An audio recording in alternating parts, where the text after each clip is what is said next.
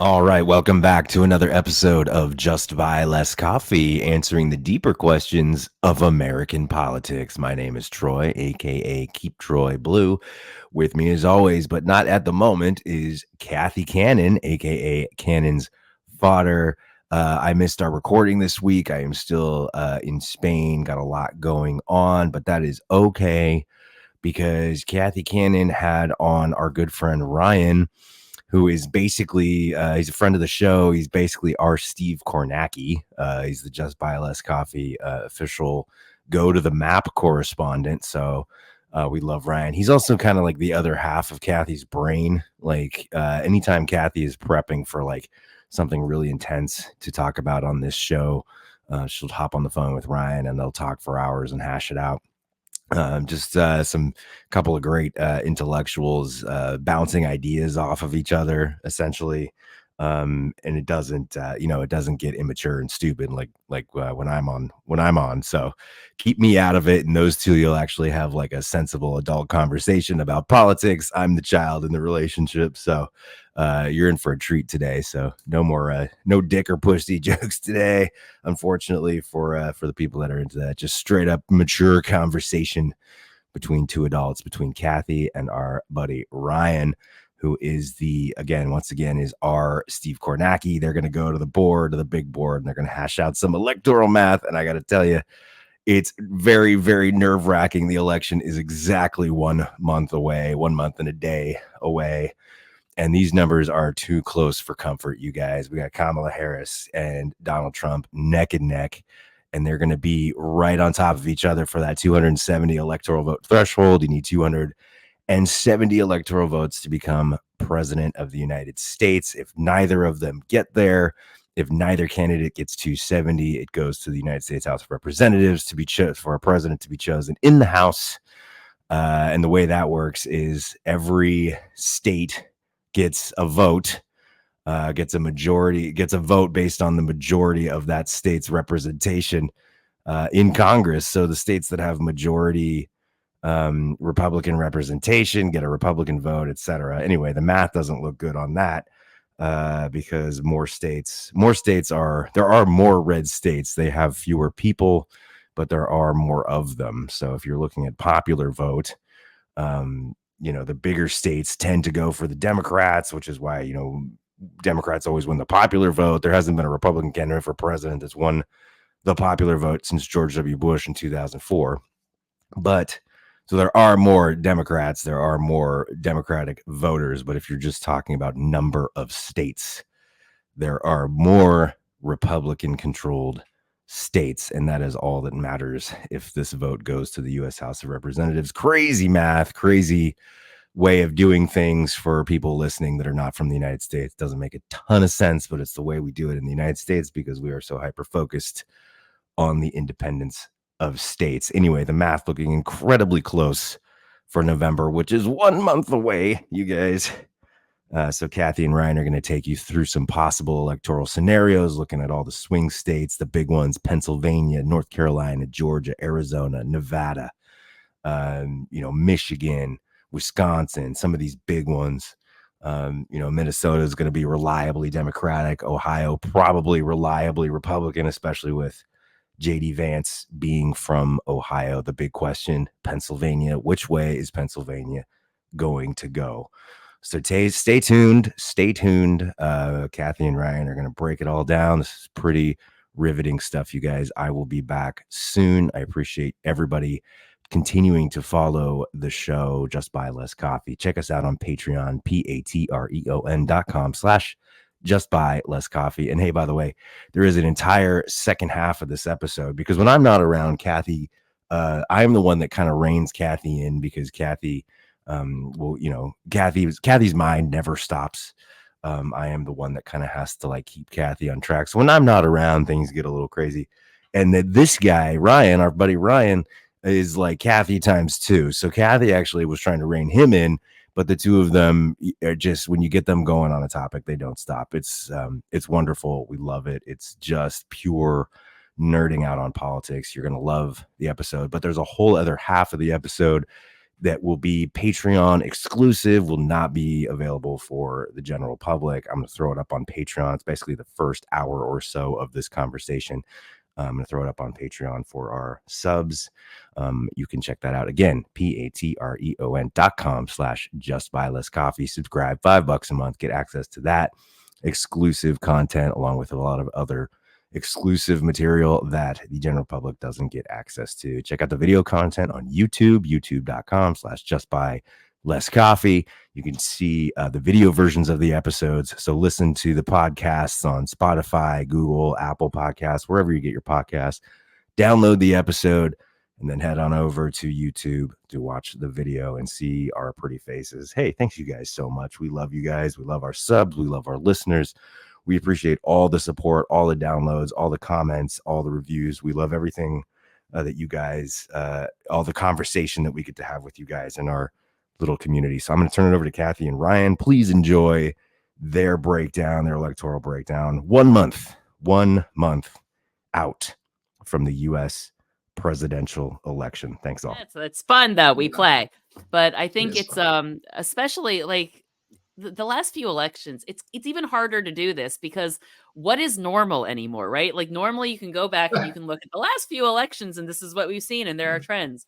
But the 2016 election was a fucking wild ass one. It was a celebrity TV host and the first woman at the top of the ticket. So that's already an oddball one. Then 2020, the middle of a goddamn pandemic, right? And then this one is our modern day Grover Cleveland with again a woman. Right, you've had a big you've had a big switcheroo in this one, right? Where Joe's dropped and now we've changed horses midstream on the Democratic side, and Trump didn't have a clue what to do with it for a while. I know, and so we haven't had a finger quote normal election in like 2 decades almost. 2012, and interestingly, there's some. I think there's some parallels in this election to 2012, where the polling in 2012 was very close. It really was until like the end of October, until that 47% video. Yeah, it was very, very, very close. And then even going into election day, it only moved toward Obama very slightly. Well, remember, like Romney was shocked he lost that election. He thought he'd won election morning. Their internal modeling predicted a win. And they were at 10:30 at night bamboozled by the fact that the Obama electorate looked more like 2008 than very similar. What they were expecting. And there's some parallels here where we're seeing for the first time since then in the polling data what looks like a pretty close statistical race.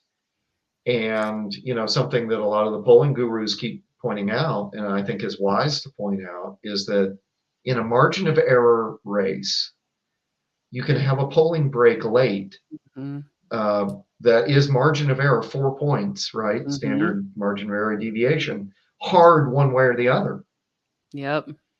And you stand probabilistically, right, just as good odds of a close race breaking one way or the other because of that. So I would guess that unless if we have big October surprises, which in these elections, who knows?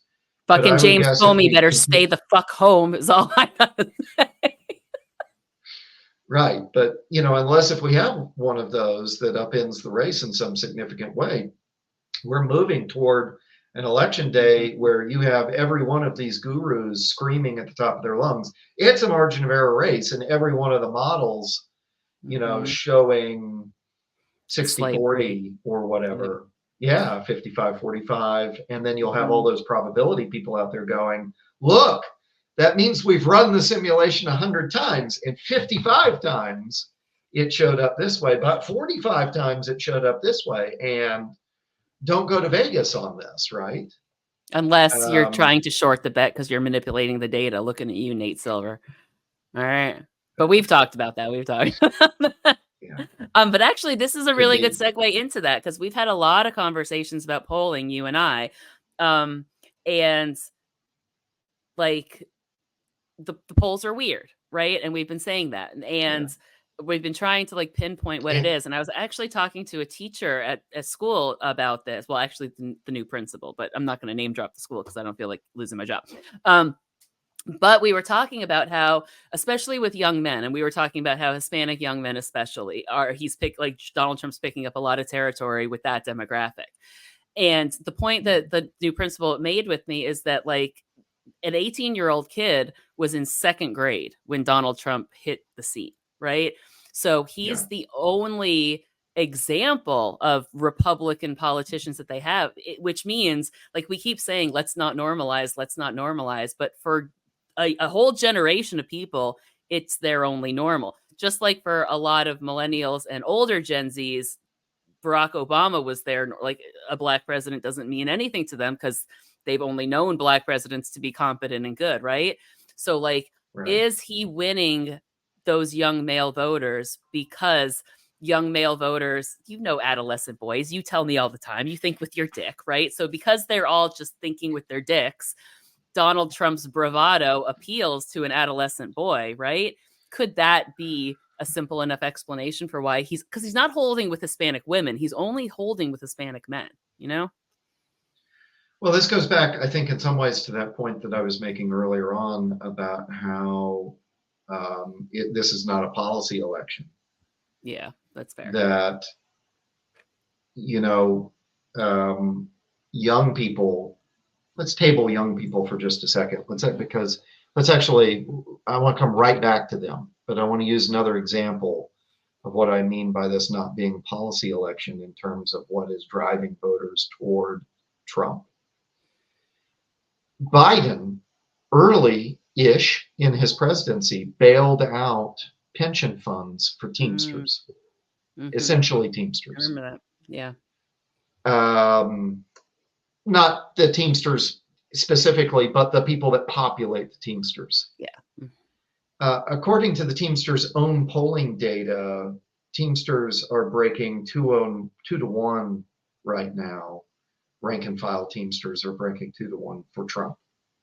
Yeah, I remember you sent me that poll. But then like the local unions came out and endorsed her, which I thought was strange. But so voter turnout always clearly, yeah. Right. Union leadership is still clearly recognizing, hey, wait a minute, this party in power has done incredible services to our members. But the members are not recognizing it. Yeah. Which is a pretty strong indication that cultural drivers and other drivers are more important to those primarily men, primarily working class, primarily non-college educated, primarily white men.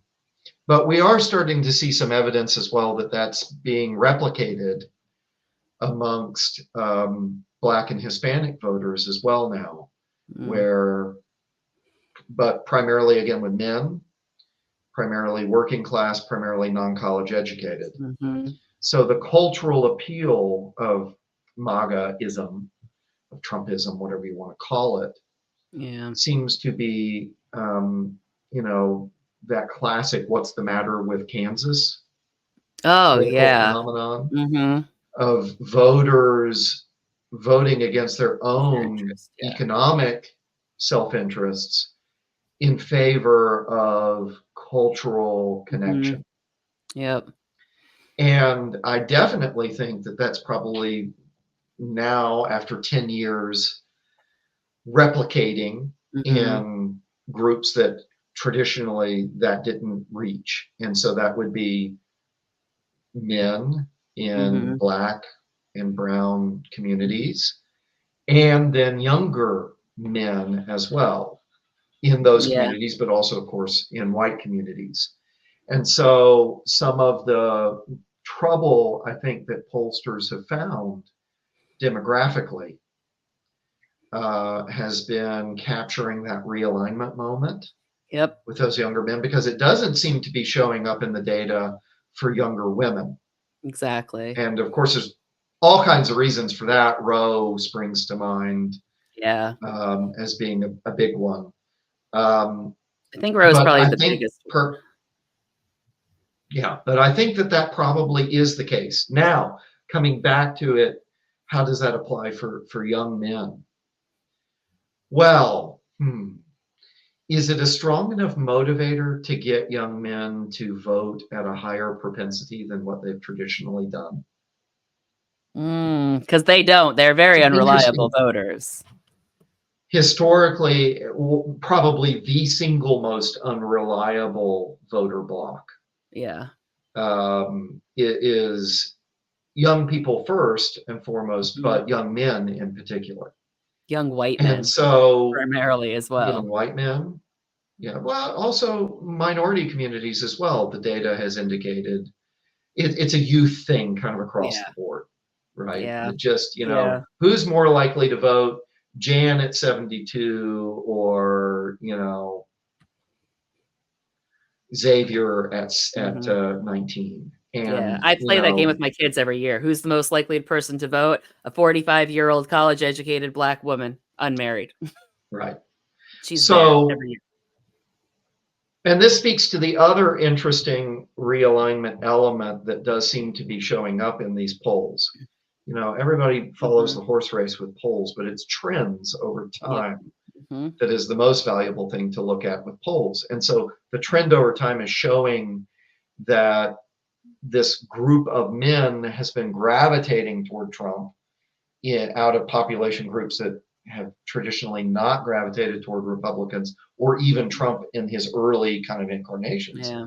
But there's some evidence in the trend lines that older white voters seeking stability might be who are often assumed to be right there with the MAGA movement, might actually be gravitating toward Harris a little bit. And part of why that's showing up, I think, is, or part of the evidence as to why that's showing up, I should say, is that in the blue wall states in the Midwest that are whiter than the Sun Belt states, we keep seeing this in the crosstabs on polls over and over and over and over and over again. That Harris is sort of counterintuitively underperforming a bit with minority communities, but overperforming with older whites. Yeah. And so if this is true, that explains logically where she might be in slightly better shape in northern battlegrounds where Trump that's where he pulled the rug out from under Hillary, right, in 2016. Yeah. And Trump may be doing better in Sun Belt states where you might normally think Harris has got some advantages because Dems have historically had some demographic advantages in some of these emergent swing Sun Belt states based on demographic realignment in them, the bluing of Georgia, the bluing of Arizona, so on and so forth.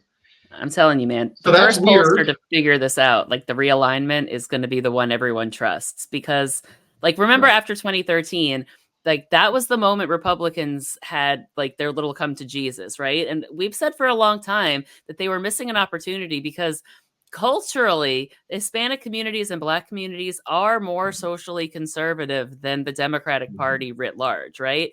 And I remember thinking, if Republicans would just stop being so racist, right? They would steal those voters from us, right? But the question is, and it's about population sizes at this point, because there are more white people than there are minority people in the country, unfortunately for the country. But if she picks up enough ground with white voters, will it be enough to make up the ground she loses with Hispanic and Black? Oh, I don't think she's lost Black voters, but she's losing Hispanic voters because that's what I'd like to see. First off, we should be very clear. She's going to win Black and Hispanic voters by a wide margin. Yeah, just a smaller wide margin than normal. Yeah. Correct. And in a state that's 50-50, that matters. Yeah, exactly. But, if the evidence is correct and she's performing a bit better with white voters, well, it's a math Hard to game, know, yeah. right? It's a Is she math gaining game, yeah. enough to overcome the ones that she's losing? Mhm. But in Midwestern battleground states, these are still very white Mhm. states. So that's where Yeah, it I helps mean, to pick everybody 'em up. knows. Right. Yes, obviously there's large minority populations in urban centers, Detroit, Philadelphia, Pittsburgh, But you know Madison, how they're gonna Columbus, go no so matter forth. what, right? Yeah. Right. But there are not, once you get out into the countryside, minority populations in these places just sort of vanish. Yeah, you run into So that's sundown not the town case. areas. Right. That's not the case in Sunbelt states, Mhm. right? Right. Where it's more diverse in the countryside and the rural communities Mhm. than what it is in the northern communities. Yeah. So, now both sides should be nervous about this, I think. Yeah, Because definitely. Realignments are scary. realignments, they're fluid, right? They're Yeah. not set in stone moments. And there's shifts in values and views Right. and that kind of thing. So if I was Chris LaCivita, the Trump campaign manager, I'd be scared to death about the fact that I'm pinning all my hopes on getting young bros to show up to the polls. Yeah, like they'll buy your merch, but will Be they get scared off to their death. ass? Yeah. Right. I mean, I That's know actually a that really they good like point. Donald. Mhm. I know that I could send him to the frat house and he'd be hailed as a conquering hero. But they're not gonna But is turn off that frat house EPA. Yeah. is that frat house gonna, cancel the kegger to go show up to vote? I don't know. I I don't don't see a know. world where Now, they do that. in 2016, he got low propensity voters to show up for him. That's And because he they did hated in Hillary. 2020. Right. In Yeah. 2020, he did too. But Democrats actually did a better job of getting their low propensity voters Mhm. to show up in 2020, right? And that Both graphic sides you sent me maximized turnout earlier. in 2020. Yeah, I'm gonna pull it up. The Right. graphic you sent me earlier about ground game, right? Like, hold on. Yeah. Harris is spending for $48.5 million on her ground game. Trump So far. 10.3. Yeah.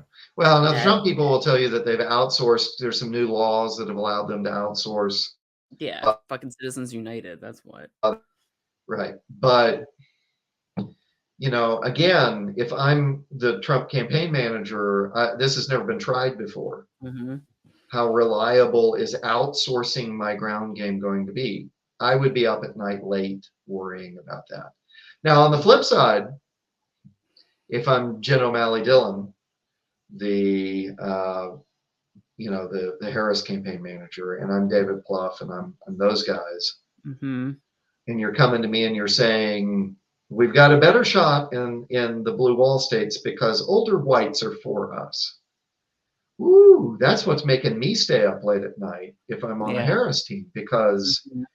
I'm running a African American woman from San Francisco, and you're telling me that older whites like her better Well, that just than the speaks to old the white dude? toxicity. Yeah. Well, because he's like he's Yeah, exhausting. He's boring. Like right. people leave his rallies. But can I go back to this graphic for a So minute? Because I just looked at it closer. sure. Because there's some stuff on here that I feel like everybody deserves to know. It's from the Wall Street Journal for everybody at home who can't see it. But the numbers that are fun, like I know you sent it to me with the ground game, but he spends $16.8 million on rallies. That's like insane.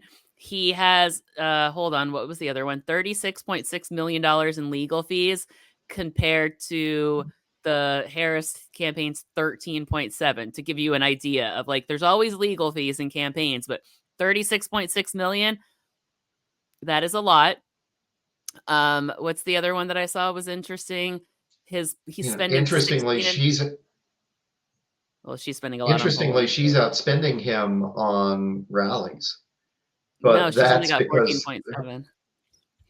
oh, is it? I'm Yeah. misremembering. I mean, it's close too, Yeah. but like it's to your point, like she's spending a lot on rallies. I didn't realize she was Of course, spending she's done too. a lot fewer rallies than he Mhm. has Yeah, but she because has to he's buy been the more nominee space. for a lot longer. Yeah. Because she's got bigger rallies, which is what I was going to say. Yeah. And those are more expensive to run. But the other one that's gigantic, the advertising and postage, she's spending $346.3 million to their $147 million. Yeah. He so has persuasives 426 on him. She has like 3 times or twice, almost just under twice as much money as him. Yeah. So in terms of persuasives, right? Both voter outreach, which is all that comm stuff, right? Advertising, mailings, texting, Facebook ads, Instagram ads, YouTube ads, all that stuff. And in terms of, outreach, direct outreach, voter to voter contact, Dems are in much stronger position to turn out. And they usually are. They're usually very good at GOTV, right? Like that's one thing I've always like praised Democrats on. Like we're terrible at messaging, but we're good at walking neighborhoods. Except for the fact that Trump, is this weird phenomenon where there's a lot of personal loyalty in his voter base to him as a brand. Yep, to the celebrity. And, the Republican argument is we don't need to spend all that money because Don drives them to the polls. And I think he probably will again. Now, the question is about this fluid realignment situation, I think. Is he able to pick up enough to augment his losses? Yep. This is where enthusiasm gap may matter. And she's got sky high enthusiasm levels right now. So his are kind of waning daily. His have waned a bit, but again, we would be fools to ignore the history completely here, I think. Yeah. And he turned his people out in 2016. He turned his people out in 2020. I think that we would be foolish not to expect he will turn his people out in 2024 again. It may look like slightly different people. Yeah. But I think he's going to. I think we will turn our people out too. And because again, there's empirical evidence to suggest that we will. The enthusiasm numbers that are being picked up as trend lines in the polls suggest that Harris's people are stoked. When I walk around my stereotypical Harris target suburban neighborhood here, I see Harris wall signs everywhere. Everywhere. I remember the picture. You sent me the picture of your neighborhood. I was like, hell yeah, look at that. Yeah. And that's anecdotal, of course. That's not the same thing as polling data, but I live in a neighborhood. I didn't do this intentionally, but I live in a neighborhood that is very, what you would expect Kamala Harris to be winning in this election if she's going to win. And, it's verifying that expectation. So I think just like in 2020, they're going to turn their people out. We're going to turn our people out. And while I think, we probably win by 5 million or so votes, whatever, it's a hair in the popular vote, it's going to be a dogfight in the battlegrounds, right? And well, here's the other thing. So again, I was listening to the Pod Save America guys on my way home from school today, and they had James Carville on, which one I think is weird because why are we still talking to James Carville? It's fine, whatever. But he did say something that I thought, I guess that is definitely a word you can use for James Carville. Colorful. I would say borderline sexually harassing, but that's fine. He's an old dude. But he said something about like he thinks all the swing states are going to break the same way. Like they're not going to break until the end, but they'll all break the same way. And he thinks they'll all break for Harris because he has to. He's a Democrat, right? But you are kind of talking about it. That would fit the 2012 model, right? Where it's close, it's close, it's close, it's close, it's close. And then at the very end, whatever few undecided still remain broke in one direction, right? And that could be, it's certainly possible. And by the way, if there's a polling error in Harris's favor, that would be it. Then you get the Carville scenario where it ends up being a pretty big electoral blowout. If you have the polling error in Trump's favor, then it looks more like 2016 and yeah, it's a little closer, but it's still a convincing win. yeah. The polls are just driving me nuts because I don't know. Like, well, my theory of the case is that I would love it if we had a uniform break toward Harris. Yeah, I would very much enjoy popping a cork or two on election night and being able to I'll celebrate. be calling out that Wednesday. I'll be like, sorry, I am home. But my theory of the case is that more likely, if the trends in the polls are accurate, and I don't know that the top line numbers are accurate, but we're now seeing enough of them picking up on this realignment thing. Yeah. My theory of the case is that the Rust Belt states and the Sun Belt states are moving in this particular election in slightly different directions. Yeah, and that will be enough to keep this kind of close. Yeah, that will be enough to make this close. Yeah, I don't want it to be close. I don't either. Don't think it's good for the country. Don't either. I would love to see a gigantic mandate for her, because like it was with Obama, right? Like the first Black president getting elected with huge margins and mandates, like even still he faced unprecedented obstruction, you know? So everybody hates women. We're there though. Yeah. I've just not seen any evidence. I've just not seen any evidence that his floor and ceiling have changed that much. He has been, for as erratic a personality as Donald Trump is, 47. His performance in elections has been incredibly stable and consistent in multiple elections. Voters. It's the same people that like him. And he just keeps turning them out. It will be the same. I think it will be the same again in this election. The difference is that I think the Electoral College may be closer than it was in the previous two elections, simply because the demographics are moving a little differently, you know. And Dems, I think, do have this Electoral College disadvantage in that, you know, we've got too many voters clustered in too few states and not spread out enough in these swing states. I mean, if just, you know, a couple of percentage of the New Jersey population was over in Pennsylvania. Seriously, just like go a few miles down the road, y'all. All right, so I'm going to see if I can figure out how to do something. I should be able to present. Oh, I can just share my screen, I guess. Because I want to put the 270 thing up on the board. Okay. That would be helpful, because I think we can show what I'm talking about here. And, you know, again, this is prognostication. I'm not a statistician, right? I don't know for sure about this. But again, I think that, you know, just listening to what the statisticians will tell you, they will tell you, look at trend lines. And, you know, these demographic changes and realignment changes are trend lines. That are worth paying attention to. They are. Well, we'll go to that in a minute. I can pull up 538 as well, but this is the polling map, right? So essentially here they have as undecided anything that's within the margin of error, right?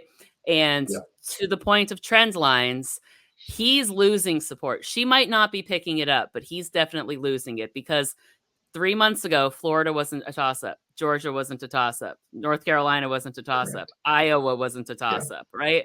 And Texas was solid red. Okay. So I think she's definitely moved the race 5 points to the left of what it was when Joe was just hemorrhaging out support. Yeah. So let's go and say let's do Ryan's electoral map based on his reading of the polls, like my favorite nerd friend. Okay. So Maine's district, where are we going?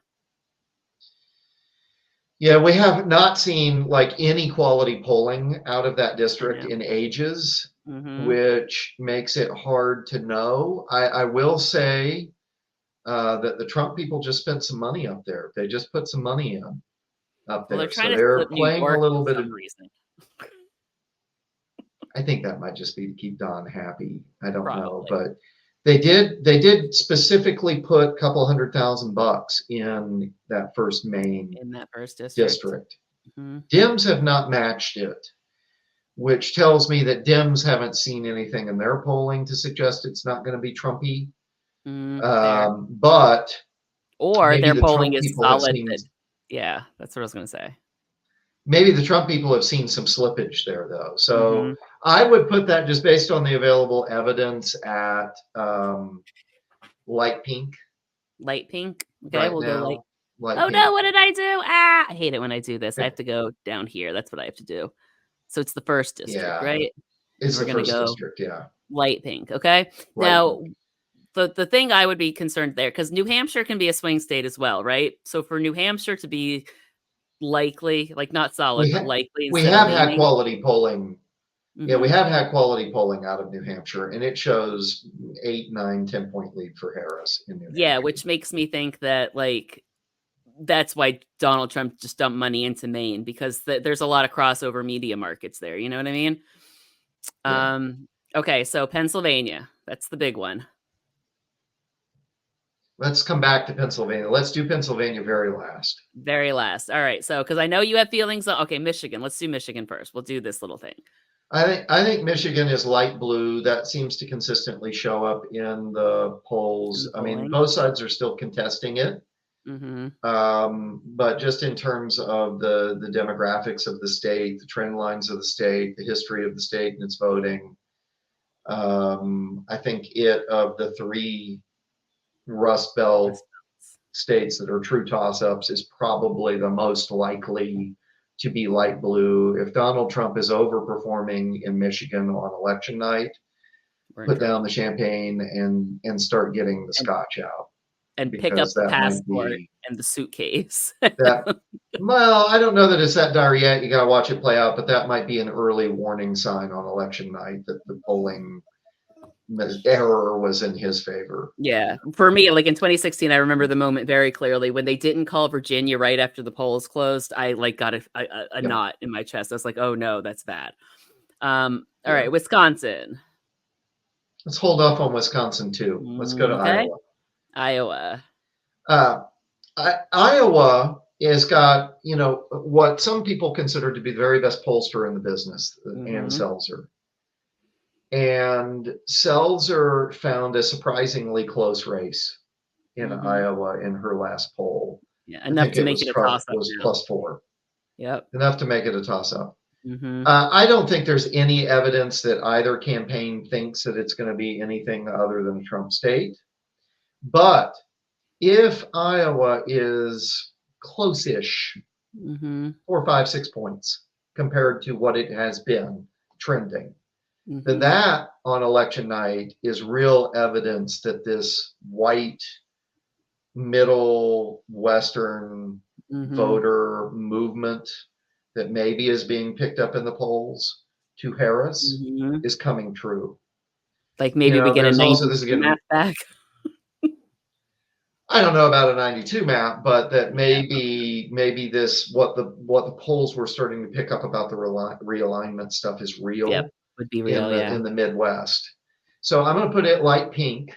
Light pink. But I'm going to say that that's one of those states to kind of watch on election night as a bat signal. If it comes in quick and it's Trump +11, well, that's reverting back to type. Yeah. Same is true for Ohio, by the way. I mean, Ohio, I think it's going to go Trump. Yep. But if it's not a double-digit break toward Trump, if it's 6, 7 points, and Sherrod Brown is doing okay, and some of those eastern counties that border Pennsylvania are maybe a little bluer than expected, that again would show this realignment stuff, I think, happening where white voters are moving toward Harris. And what's wild about that is that was a solid red state 3 months ago. And since their senator was put on the ballot and Kamala Harris came to the top of the ticket, Ohio voters are fleeing the Republican Party, which you got to love a little bit, right? Like, oh, our senator? No. Yeah. Which I love. Let's do Florida. All right. Because I think we disagree on this. I think Florida has the potential to flip, and I know you're not so confident. I'm more confident saying that I think that there's a shot at the Senate race. Really? Because you moved on that, because... Yeah. Well, and it's because Scott is not a personally popular candidate. So gross, man. So gross. See, as evidenced by that comment. I do think, I've not seen the evidence in the polling data to suggest that Florida is going to be anything other than red, but we have seen some evidence in the polling data that it has tightened a bit. And that may be, I've been thinking about this some, this is going to be an interesting, again, early in the evening, because Florida reports out really early in the evening. Yeah, because ever since 2000, we got very good at counting votes. Right. And so this is another one of those things where I think we could see something in the data coming out of Florida about this realignment question, right? Are younger Hispanic males breaking heavy toward Trump in Florida, or are they sticking with their kind of more historic levels of support? Now, Hispanic voters in Florida are something of an anomaly compared to Hispanic voters in other states, right? Because you have a large conservative Cuban population. But the statisticians are good enough to look at that data and say, "Ooh, something weird is happening here." Yeah. And if it's breaking hard toward Trump, then that may be evidence of that realignment of male Hispanic voters to Trump coming true. If, however, Florida is closer than expected, because white voters in Florida, remember, white voters in Florida are coming in recent years from Southern Ohio and upstate New York and middle Pennsylvania and that kind of place, right? And if some of those are now breaking toward Kamala at a little higher number, well, that's interesting too. So to me, Florida is most interesting to watch to see if any of these demographic trend lines are coming up. Not that I think it's going to flip. That's fair. I think there's two X factors. Oh, go ahead. Yeah, if Florida does flip, by the way, if Florida is like the surprise state of the night and Democrats are way overperforming and there's a chance that it could go blue, well, that's a great sign. That's also game over for Donnie, right? Yeah, that's a great sign for, Yeah. I think there's two X factors in Florida that I don't think are getting considered enough. Where did those balloons come from? That's wild. Happy birthday. I guess so. All right, cool, balloons. But it's not the obvious ones. It's not weed on the ballot and it's not abortion on the ballot, though I do think those will be factors. What I think is, one, we have a very large population of Haitian immigrants in Florida. And we've been getting a lot of bomb threats in schools here because of the J.D. Vance, Donald Trump, they're eating the dogs thing, right? So if I was the Kamala Harris campaign, I would be in those communities organizing and getting them to the polls, right? Could go to the churches and get them to the souls to the polls, right? Big time. But the other one I think is, do you remember in the 2001, 21, 22, when Ron DeSantis was running for his reelection, right? He kept bragging about how many people had left California and come to Florida. Yeah. What if there's a lot more people from California that came to Florida that brought their California voting behavior with them? Now, Florida is one of the only, I think, swing states that the old Obama hidden voter formula could apply for Democrats. We've stopped talking about Obama and his success with going out and finding hidden voters because Trump flipped that and started going out and finding his own hidden voters in places where we didn't think that they existed, But if we can find ours back Wisconsin. again, level the playing field, That is one way that Florida could flip. But I'm an evidence guy. Again. Yep. Yeah. So I'm not saying it's impossible, right? I'm saying that we should look at this probabilistically. And if we do so, yeah, sure, there's some chances that Florida could flip. and I'm not saying it's impossible. I think that's the right color for it right now, light pink. I think light pink, yeah. Yeah, until proven otherwise. And again, on election night, does it go back to gray or does it go dark red? If it goes back to gray, or does it go light blue? If it goes light blue, man, it's a blowout. And all the polling error was swung hard in Harris's favor, but which would be lovely. I wouldn't complain. But right now I'm a data guy, and the data doesn't suggest that that's happening. So I'm sticking with light red. I would agree. Now, 2 weeks from now, that could be a very different. Watching. Yep, worth watching. Texas being eternity in politics. Yeah, exactly. All right, and Texas having turned from solid red to light pink is fucking wild. But that's, I feel like, a conversation on its own. So we'll come back to that the next time I drag you on my show. Conversation. Yeah. Next time, Ryan. Next time. All right. What do you want to do first? Arizona or Nevada? I want to do Nevada. Okay. What do you think?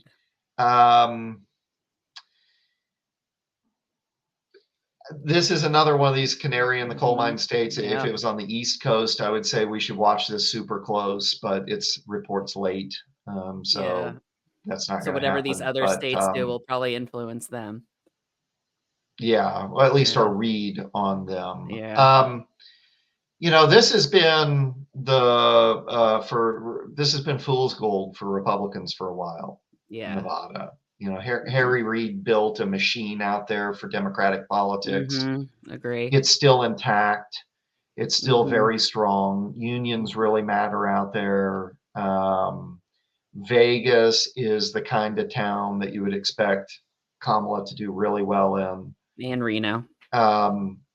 The rules will come in hard for Trump, but this is one of those places where he's had trouble in the past several elections finding enough hidden voters. Yep. This is going light blue, I think. Light blue. I think it's going light blue because of all those factors I just laid out. But if it goes back to gray in the early vote data, and you get John Ralston out there, who's this incredible political reader of Nevada, saying that the early voting data is coming in hard in Hispanic communities for Trump potentially. That's a worry. Maybe. That's a worry that then the realignment thing we've been talking about could be coming in stronger for Trump. So right now, I feel like it's light blue. It's a little lighter blue than what it's been in past election cycles, I think. But I think light blue still. And slightly off this topic, but I know the Trump campaign has been pushing their voters to do mail-in voting this time around, which is very funny and just very ironic to me. But I wonder if like in 2020, mail-in voting favored Democrats heavily, in-person voting favored Republicans. Because of that, Republicans are now pushing their voters to do mail-in ballots. And because of all of the voter intimidation and purging of things, what if Democrats end up winning the date of voting and Republicans win the mail-in ballots, the complete flip from 2020, That would be hilarious for a lot of reasons. There's some evidence. We've now got a little bit of early vote. In fact, believe it or not, I'm planning to go early vote tomorrow. Ooh, fancy. I wasn't going to do it today, but it just rained and rained and rained and rained. So I decided not to. You know what? But we already have rain on election day. That's what I need to see. We are. Yeah. I mean, I know that this election may be close enough that the weather may end up picking. Yep. I mean, I don't want it to be that case, but who knows? Here in Virginia, where I live, we've been doing early voting since September 20th. Wow, that's wild. That's really early. Yeah, we're starting to get some evidence in that early vote, because we're starting to get enough of it, that Dems are still early voting and mail voting more than Republicans, but it's shrunk. Democrats have not pushed it as hard this cycle. Well, it's not as critical now, yeah. Well, I think some of that is because since she was such a late entrant into the race, there's also that. Yeah, that Democrats have wanted as much time as they can to try and build her up. That makes I'm not sure that they were. Yeah, but there's some evidence still, at least in the states that are doing it, that we're still doing it earlier than Republicans. But we'll see. Who knows? All right, so Arizona. Arizona is contingent completely on the realignment question that we've been discussing, I think. I know. So if white voters come in better in Phoenix than what they did in 2020, you would think that would be a lockdown win for Harris in that state. And there was a presumption that that was going to be the case. But polls have been really noisy out there because some of them have shown Hispanics moving toward Trump at higher proportions than what others have shown. Yeah. And some have shown white voters moving toward Harris at a higher rate than others. So really noisy polling out there. If you put a gun to my head, I would tell you exactly what I'm going to tell you now, which is I don't know. You don't know? I don't know. And I'm leaving it gray. You're leaving it gray? All right. See, I would probably put this one at light pink because Arizona is one of those split tickety states. And I know Ruben Gallego is going to win the Senate seat. I think we both can safely say that. Yeah. And I can see a lot of Arizona voters being like, well, I'll vote for Donald Trump, but I'll vote for Ruben Gallego because if the Democrats can hold the Senate, maybe they can keep him in line, because that is a very Arizona voter way of thinking, But to your point, I think gray as well. Okay, because I really don't know. I mean, maybe if you told me I had to pick, I would probably pick light pink right now. So go ahead and put it light pink. Yeah, I was going to say, go ahead and put it light pink. Yep, I was going to say, I think Arizona and Iowa. No comp. Yeah, but for different reasons. Yeah. Yeah, I think Iowa and Arizona could both be flippy states in a weird way. I don't have much confidence in my Arizona pick right now. It really is gray in my mind, but light pink for now, because I do think that there probably is some some young male Hispanic movement toward Trump. All right. Now we've just got. And that would be this state where it would be more prominent, I think, showing up than others. I think that's probably correct too. The only thing I would say that would make me want to lean blue is the fact that Texas has gone so close, But again, it's all a matter of where the votes are, not if the votes are, it's all location. Yeah. This dog is whiny. All right, so we have Georgia, North Carolina, Pennsylvania, and Wisconsin left, which is 61 electoral votes. Okay, Georgia. Let's do Georgia. I think I heard this somewhere. I think I heard this somewhere. I don't remember where. But someone said, to me, if you look at the demography of Georgia, this is one that you should think would, it went blue. It's gone blue recently in big elections. Super narrow, but it's gone blue.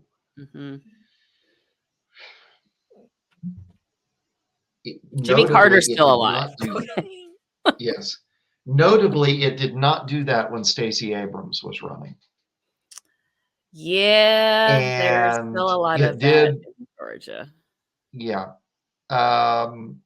Someone described Georgia,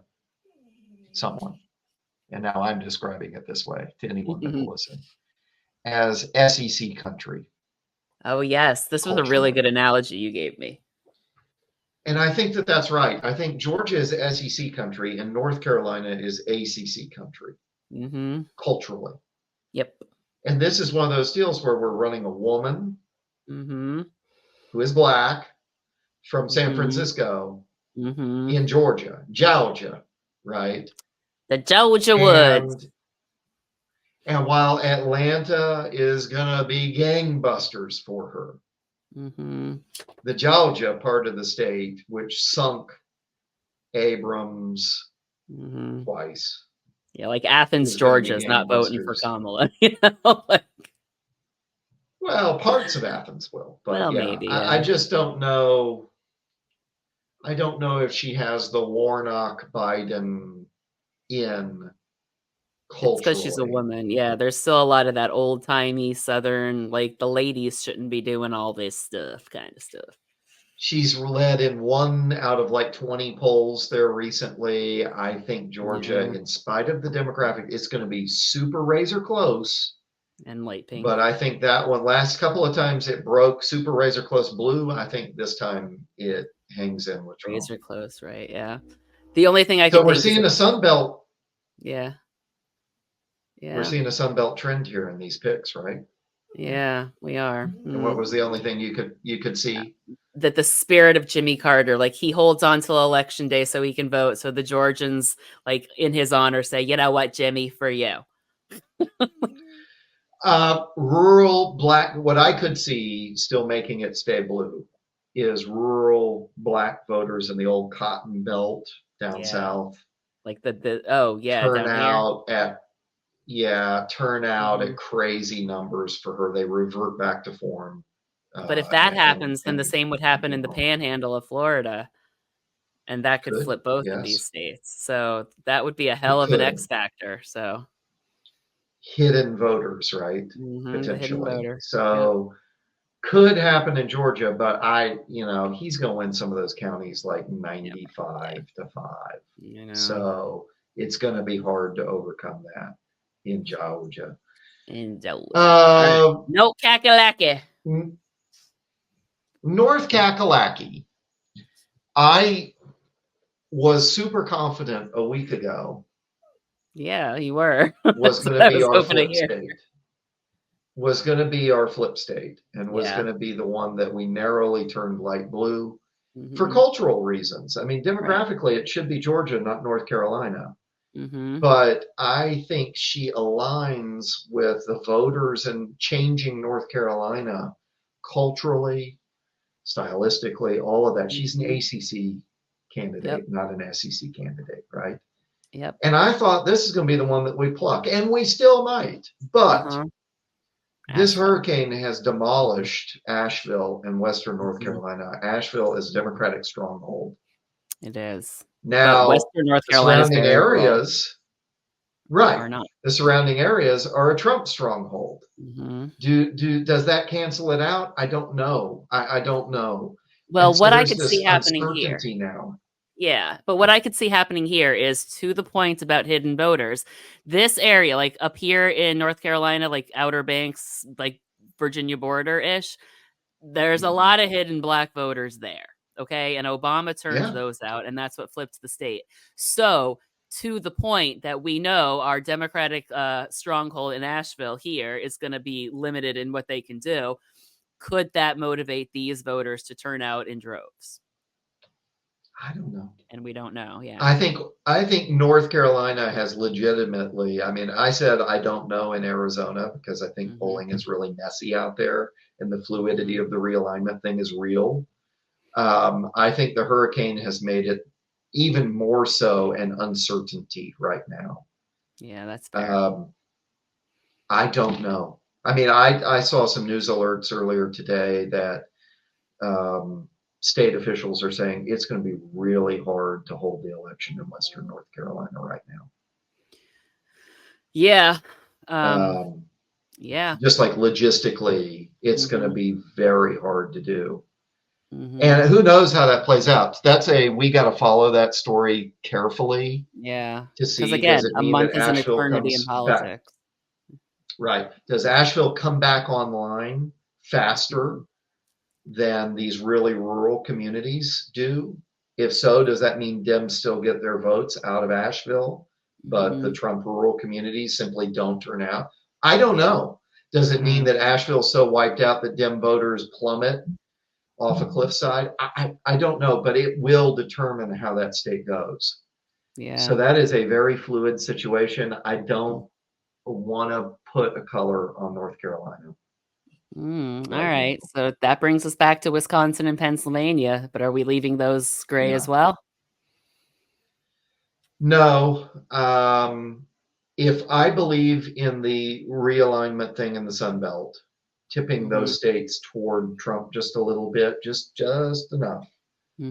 I actually believe in the realignment thing in the Midwest Rust Belt as well. And that means I think that we're tipping those toward light blue. So go ahead and put them light blue. And that would do it, right? And yeah, that does it. That would do it. Yeah. And So then then it doesn't matter what about happens.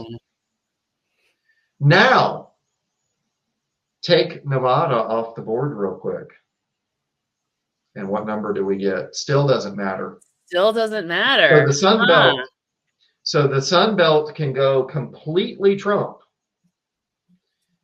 if the realignment about Hispanic voters and other voters is real. So we could end up 270, 268, which not a great scenario. But a win is a win is a win is a win. Yeah.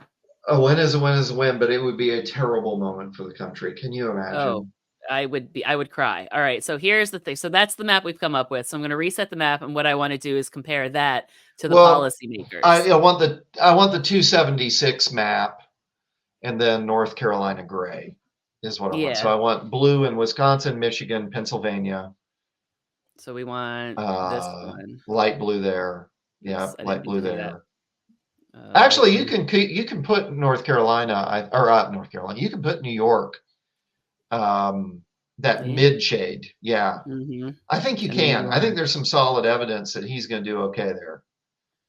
Maybe that's why he's spending money, because he's spending all his time up in the north. And what did we do with Georgia? There we go. So 272. So that's my map. As of today, that's my map. As of October 1st, 2024, fluid. This is Ryan's map. This is fluid. That's my map. Okay, so what I like to do is now I want to run the policymakers, which is all the aggregates aggregate together if they were betting, right? To see how they match. So that's Ryan's map, and here's what the policymakers, the people putting money on this. And again, similar. Do not put money. Don't put money on this. But if you notice, this is an even.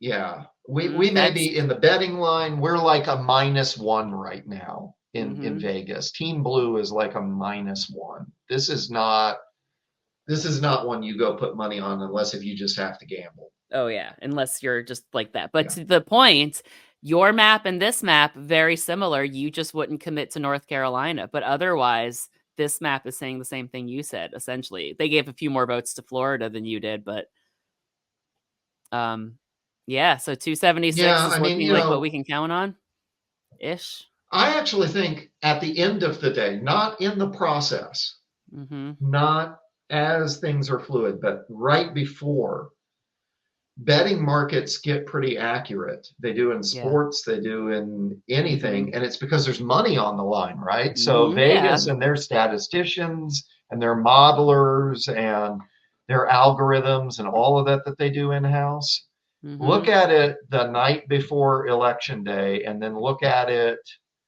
look at it during election day. No, I know. I'll drive myself insane. Don't look at the betting markets on election day, but look at it, at 8:00 the night before. And even then it might be starting to get a little swinging. I don't know. 2 days out, look at the betting markets, and they're going to be where they think the money is going, because they don't want to lose money. Fair. So that's when they get kind of accurate. Yeah. Yep. But your map and their map, pretty on point right now. So well done, Ryan. All right, so Troy's going to kill me because we are at like an hour and 40 minutes here, but I have enjoyed it. I got to go make dinner anyway. Yeah, this has been a lot of fun. I know. That's right. Right, so we got to go be a good housefrau. I love that so much. All right, well, thanks for hanging out and talking with me. This was so fun. We'll have you back because I love doing this. So. Yeah, this is great fun. Thank you, Cathy. Miss working with you. I know. But good to see you and all of your friends out there in podcast land. And hope that I didn't bore you all to tears. But this is what Cathy and I talk about on the phone when we talk. So yeah, when you hear me reference, I was talking to my friend. This is the friend who I get all my brilliant ideas from. Yeah. Okay. By the way, one last thought. Sorry, Troy. One last thought. If Trump can win all of those Sunbelt states and not get to 270, that means he's got to pluck one of those blue wall states. Yep. Right? He's got to. And it would have to be Michigan. The Trump people think that the easiest one for them to pluck is Pennsylvania. The Harris people, because if you look at where their money is going, where the candidates are going, those are the most reliable metrics in politics as to where campaigns think the elections are going to be won. Now, campaigns are not always right. Where did Hillary Clinton end her campaign in 2016? In North Carolina, which easily went Trump. Yeah. Where should she have ended her campaign? Wisconsin. In Michigan, Wisconsin. Yeah. Right. Had she gone to Wisconsin once, we'd be living in a completely different world. But that's the point. Like, if they think flipping Pennsylvania is the easiest, you and I have talked about this. Wisconsin's closer than Pennsylvania. Wisconsin, interestingly, has run to the right of Pennsylvania in the last 2 elections. But I think their data, their voter rolls, whatever they're looking at shows that they think that there's fewer hidden voters to go persuade there. Well, that's probably they think it's in Pennsylvania. Yeah, that's probably what it is. It could. Who knows? Yeah. It's a little better educated a state, I think, statistically, if I'm remembering correctly, than Pennsylvania. It is. So that could be it too. Yeah. But that means, and the Harris people think that Pennsylvania is ground zero too, because if you look at where they send their candidates and their money, both campaigns are directing the majority of their resources toward Pennsylvania. Pennsylvania is ground zero. It's the best chance. It's the single best chance for Trump to win it. It's the single best chance for Kamala to deny him the win. Yeah. So Philadelphians. Yeah. The Philadelphia spirit of the founding fathers. Baby. Come on. Yep. Yeah, seriously, like, if there's something telling about this. Like, America started in Pennsylvania, and it very well could fucking end in Pennsylvania. So do us right, Pennsylvania. A new birth of freedom. A new birth of freedom. That's the narrative I want. At any rate, yes. No, we're coming back to revolutionary state. It's time. All right. Do your thing. Let's make it happen. Okay. All right. This was fun, Ryan. Thank you so very much. Let's go watch this debate. I'll talk to you soon. See what happens. Yeah, let's watch the debate, and then we'll talk about it. We'll talk about it again soon. All right. Okay. Bye, everybody.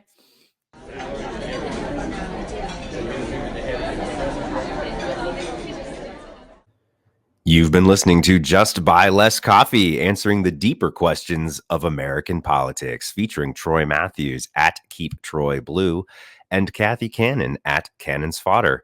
Follow us on TikTok, Instagram, Threads, and X. All opinions are our own.